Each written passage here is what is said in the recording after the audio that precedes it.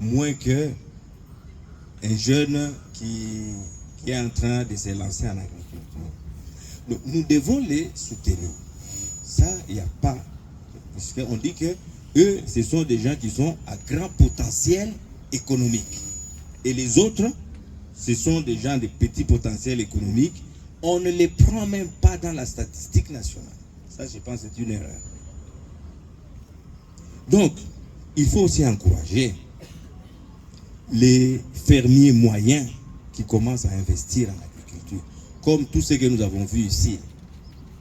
Il y a des gens qui sont venus nous présenter des choses. Ce ne sont pas des grands fermiers. Ce sont des fermiers moyens. C'est-à-dire, c'est comme vous et moi. Vous décidez de commencer à investir un peu de votre argent dans l'agriculture et vous commencez à voir les résultats. Ces gens-là doivent être aussi encouragés. Nous devons aussi encourager la grande majorité, c'est-à-dire 95%, puisque les moyens, d'après les statistiques du ministère de l'Agriculture, il y en a 4% actuellement. Donc, nous devons encourager aussi les tout petits agriculteurs, non pas pour qu'on les change. Je m'explique. Ce changement ne se fera pas de façon révolutionnaire, mais évolutionnaire. C'est-à-dire quoi? Un petit paysan qui n'a que peut-être 1/8 d'un hectare, mais il a mis au monde un enfant qui est devenu ingénieur agronome. Le petit producteur qui n'a que 5 plates-bandes, il a payé les études pour un ingénieur agronome. Il a fait sa part. Ne cherchons pas, et je pense que c'est ce que nous cherchons à faire, à transformer celui-là pour qu'il devienne grand. Soutenons son fils, qui sûrement va améliorer ce que son papa a fait. Ainsi, les 95% vont aller en diminuant et les 4% des moyens vont aller en augmentant. Et je pense personnellement que c'est là où nous allons rencontrer le développement de la RDC. Je vous remercie.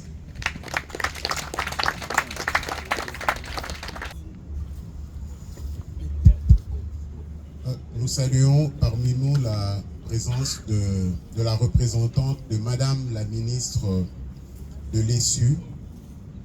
Et Madame, nous vous invitons à prendre la parole.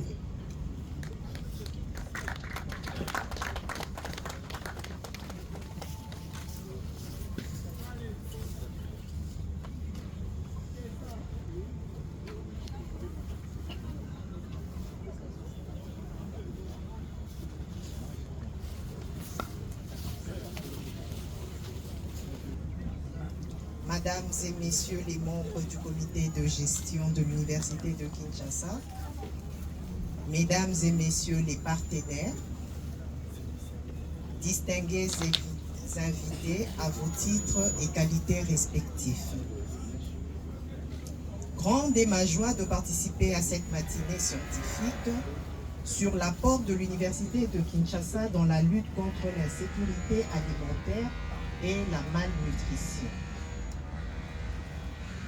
Comme quoi, Unikin Solution. Matinée organisée en ce jour sous le thème « Produire, nourrir la ville d'aujourd'hui et demain dans ce marché agricole Bilanga Yabetu ». C'est une occasion de joie car cette activité soutient la vision de son Excellence M.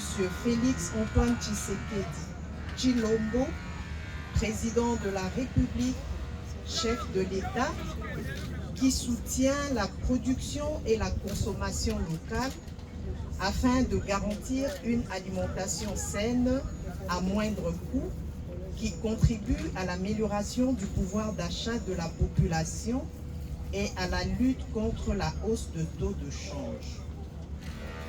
C'est la pratique qu'il qualifie de la revanche du sol sur le sous-sol. C'est aussi une fierté pour moi de voir notre sous-secteur participer à la lutte contre l'insécurité alimentaire dont fait face depuis plus de 2 décennies la RDC, notre pays. Ainsi, je félicite cette initiative de l'Université de Kinshasa qui, dans sa troisième mission, se préoccupe de ce problème pour donner une solution appropriée.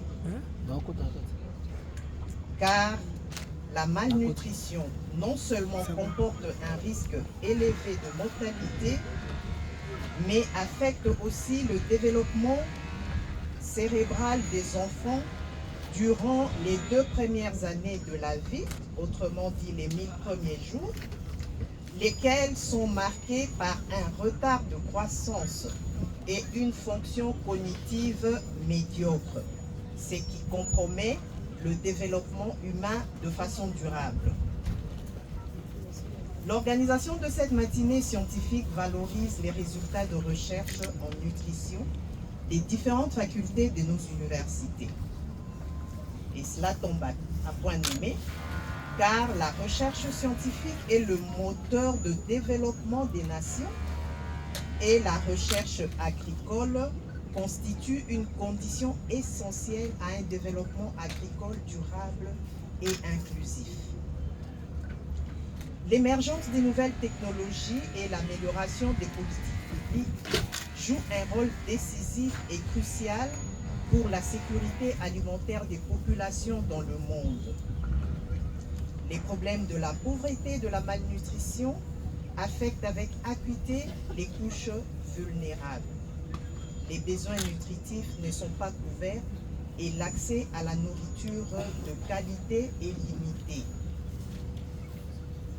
Pour nourrir et sortir notre population de la pauvreté, nous avons le devoir de soutenir l'innovation et la créativité par la recherche scientifique afin d'accroître notre production agricole. Devant l'ampleur des défis auxquels nous sommes confrontés, il serait nécessaire d'augmenter les investissements de recherche dans les sciences agricoles. L'organisation de cette journée scientifique par l'Université de Kinshasa démontre l'intérêt de notre pays de donner aux Congolais une alimentation équilibrée sur base des disponibilités alimentaires locales. Pour terminer, je salue ce partenariat avec la coopérative agricole Bilangaya Betu pour son accompagnement et lui rassure ma collaboration comme il est de notre tradition de garder de bonnes relations avec nos partenaires. Je vous remercie.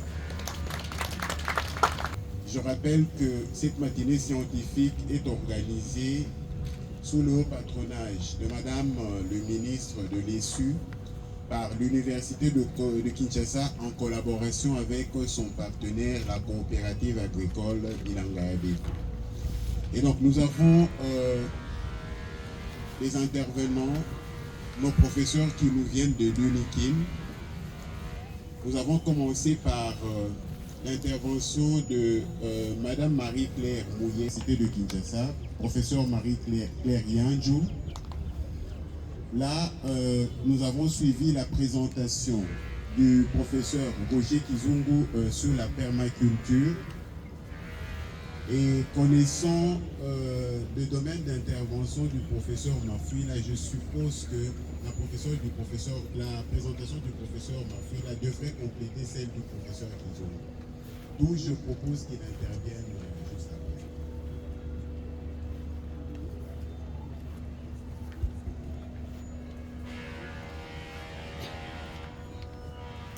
Intervention du professeur Kizungu, mon aîné. Alors, cher recteur, chers professeurs, distingués invités à vos titres et qualités respectifs, il m'a été demandé d'intervenir sur les systèmes de production agricole intégrés pratiqués à la station d'Njili Brasserie de l'Université de Kinshasa. J'interviens pratiquement sur Njili Brasserie parce que c'est une structure de l'Université de Kinshasa dont je suis le directeur général. Alors, j'aurai 4 volets dans mon intervention. C'est d'abord, expliquer c'est quoi les systèmes intégrés agricoles et quels sont les avantages de ces systèmes et pourquoi appliquer ces systèmes. et comment on compte l'appliquer en Djily Brasserie. Alors, c'est quoi le système intégré agricole? D'abord, j'aimerais dire que c'est important de connaître quel système vous utilisez pour pouvoir produire. Avoir la volonté de produire, c'est bien, mais les systèmes que vous utilisez peuvent vous conduire à l'échec comme à la réussite. Alors, le système intégré agricole, c'est un système où il y a au moins 2 composantes.